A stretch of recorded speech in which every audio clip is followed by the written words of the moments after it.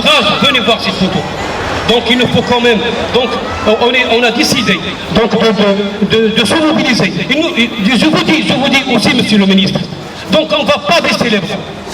On ne va pas baisser les bras, notre combat continue jusqu'au bout. Une fois que justice sera faite. Alors, on dit que la Belgique, je vais dire une chose. Donc maintenant, nos proches sont condamnés par des problèmes de terrorisme. Et je veux vous dire, monsieur le ministre, haut et fort, sur le terrorisme, donc il n'a vu le jour qu'en 2003, lorsque les Algériens et les Américains ont été touchés. On lâche rien.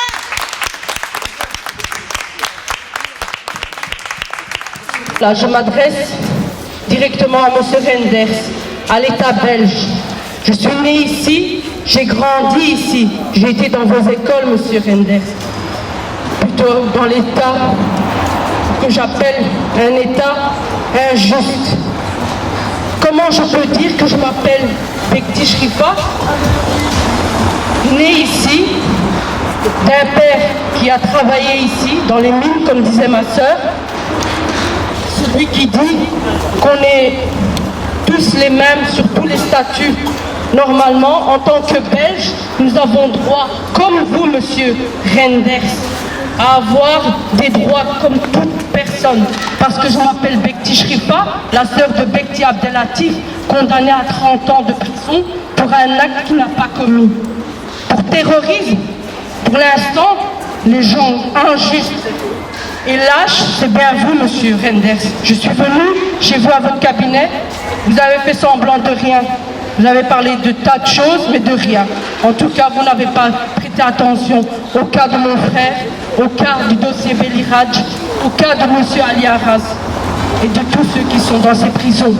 Je ne vais pas m'adresser à M. le roi Mohamed VI, parce que lui, il est loin. Mais il vient faire ses petites courses ici, comme tous ces hommes politiques, malheureusement. Donc voilà, je vous rappelle, M. Renders, je suis une Belge comme tant d'autres. Je vous demande une chose, c'est d'ouvrir un petit peu vos livres, vos dossiers, oubliez tous ces dossiers économiques et ainsi de suite. Ouvrez un peu votre cœur, soyez sensibles à tous ces gens. On paye des impôts comme tout le monde. Et je vais être un petit peu agressif et impoli. Voilà, je rappelle, je suis la sœur de Bekti. C'est Tessenim Bekti. Pour M. Renders, elle n'existe pas. Mais pourtant, c'est une petite Belge. Comme autant de Belges qui existent là, juste en face de moi. Il me sourit, mais c'est une Belge. C'est la sœur de Alain et de Yassir. Son père, il est là. Il a été condamné à 30 ans. Qu'on n'oublie pas, même s'il va faire ses 30 ans. Mais nous, on est vous remercier tous et toutes d'être là. Vous n'imaginez vraiment pas ce que ça représente pour nous, les proches. Des personnes qui sont en détention arbitraire depuis déjà très longtemps. Je vais vous lire par contre une lettre qui m'est parvenue de lui et que j'ai traduite, donc il écrit en espagnol. Je l'ai traduite en français pour vous. Merci jour et nuit. J'aimerais remercier tous ceux qui ont lutté, qui luttent et qui lutteront contre toutes les formes d'injustice et violation des droits fondamentaux. Aujourd'hui, d'ici, je m'adresse à ceux qui m'ont séquestré, violé mes droits, à ceux qui m'ont vendu comme une marchandise, ou pour mieux dire, qui m'ont échangé contre du poisson, à ceux qui ont gardé le silence, ma patrie, à ceux qui m'ont torturé et qui m'ont saigné, souffrance que j'endure encore aujourd'hui. Peu m'importe ce que durera ma libération. Ce qui compte pour moi, c'est que la vérité a enfin surgi. Elle continuera à surgir tant que je serai en vie et que des mains unies contre les injustices. Aujourd'hui, nous avons la preuve, suite au rapport de Juan Mendes, rapporteur spécial de l'ONU, qui a rendu visite à mon frère, avec un médecin légiste indépendant, avec un photographe, ils ont preuve à l'appui que Ali a été sauvagement torturé, et les détails y sont. Eh bien, le cabinet de M. Renders refuse toujours d'intervenir quant à l'affaire de Ali, prétendant maintenant que s'il devait intervenir pour le cas d'Ali Arras, il devrait intervenir pour d'autres cas. Mais pourquoi est-ce qu'il n'interviendrait pas pour les autres cas? Ils sont tous torturés. Ils devraient bouger, réagir. On est tous des citoyens belges. Qu'on arrête de nous considérer comme des citoyens des secondes zones. Nous sommes tous des Belges. Et nous exigeons que la Belgique intervienne, qu'on jouisse de nos droits pleinement et qu'on arrête de nous abuser comme si on était du bétail.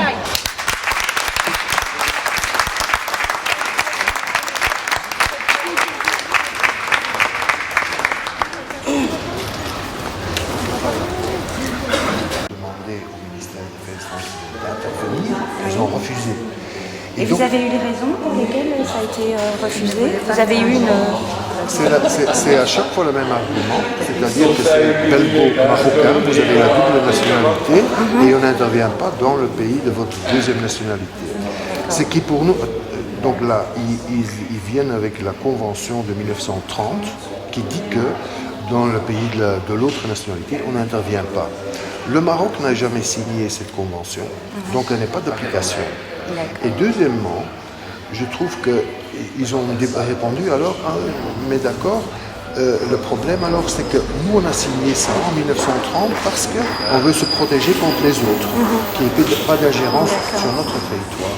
Nous, excuse-moi, nous on a répondu à ça, mais il y a un comité de prévention de la torture qui vient en Belgique visiter les prisons. De quoi avez-vous peur de montrer aux autres pays qui voudraient visiter leurs citoyens dans notre pays? Si vous n'avez rien à cacher, c'est tout se passe bien.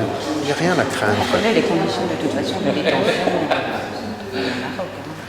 Ouais, c'est ça le problème. C'est ça le problème, c'est qu'on connaît la situation, mais quand il faut agir, on ne veut pas agir. Oui, mais ce sont des lois, je vais dire, qui passent entre eux. Oui, mais c'est des lois où nous, on met en avant une loi qui n'est pas ratifiée par le Maroc. Donc, elle n'a pas lieu d'hier, premièrement. Et deuxièmement, on a dit, par exemple, pour Ali Arras, oui, on n'a pas la preuve de la torture. Et puis, il y a M. Juan Mendes qui a sorti un rapport, il est quand même attaché à l'ONU, qui dit qu'il a été torturé. Ça a été prouvé. Aujourd'hui, il n'y a pas, je vais encore le communiquer à M. Rendez, Human Rights, parce que donc, Human Rights Watch a donc fait son dernier rapport du 21 juin qui dit tu signes ici et c'est tout. C'est ce qui est arrivé à tous nos proches. Et donc là, ils disent très bien, c'est quand même une organisation reconnue.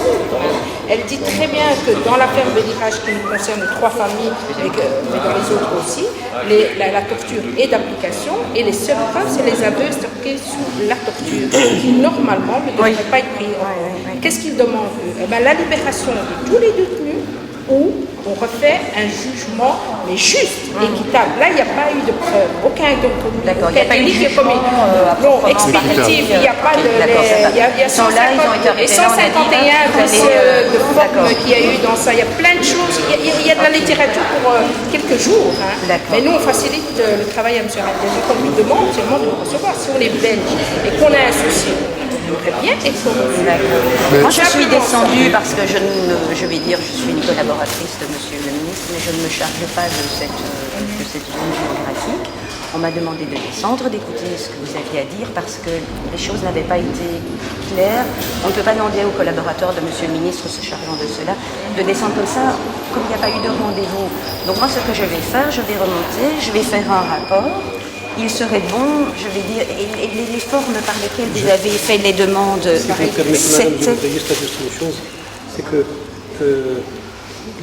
donc, on demande à M. le ministre de coordonner son action avec son homologue de la justice. Tout simplement parce que exactement le 7 juillet 1997, il y avait un daïr, une convention qui a été signée par les 2 ministres de la justice, à savoir sur belge et marocain, qui stipule clairement le transfert des détenus belgo-marocains. C'est stipulé, c'est une convention qui est signée par les 2 ministres. Donc on voudrait tout simplement donc la mettre en application, de 1. De 2, comment ça se fait, comme notre ami Luc a dit tout à l'heure, comment ça se fait que la Belgique, il peut extrader ou il peut transférer des détenus marocains vers le Maroc et mettre en application cette convention. Or, donc de l'autre côté, dans le sens inverse, il y a un blocage. Mais une chose dans la tête, c'est que notre souffrance, elle est profonde. Bien sûr, Je vous dis qu'il est profond, tout simplement parce qu'il y a des femmes, des enfants qui souffrent. Mais des familles. Des familles qui souffrent. Donc il faut qu'ils bougent. Tout simplement, on demande nous qu'il bouge, qu'il prend ce dossier à cœur et qu'il essaie de le résoudre avec les autorités marocaines compétentes. C'est tout ce qu'on demande. Les voies par lesquelles vous avez pris contact en demandant des rendez-vous, c'est Broucard, je crois, qui réagit tout le temps avec la Moi, j'ai même été reçu réponse. à 2 reprises par M. Joseph Broucard, à 2 reprises. Non, c'est tout le temps. Et là, donc, vous avez eu, je vais dire, des échanges verbaux avec M. Jeff par mail. Bokert. par mail également. Donc maintenant, vous souhaiteriez être reçu par Monsieur le ministre. On a la réunion, la dernière fois, le Parlement européen il nous a dit... Et il nous avait dit qu'on allait avoir un entretien avec le cabinet attaché au cabinet du ministre. Mais quand on a eu la réponse par mail, c'était un refus catégorique de nous recevoir. J'ai encore deux choses. Oui. C'est juste qu'aujourd'hui, c'est la journée internationale contre la torture. Et donc voilà, il s'agit là des gens torturés. La Belgique a signé la Convention contre la torture. Et normalement, tous les pays qui l'ont signé, ils acceptent que cette affaire-là, la torture, ça passe au-dessus.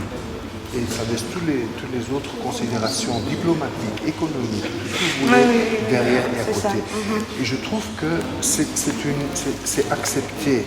Et maintenant que Juan Mendes a mis ça sur papier noir et blanc sur Aliaras, des prisons marocaines, libérez nos proches des prisons marocaines, libérez nos proches des prisons marocaines, libérez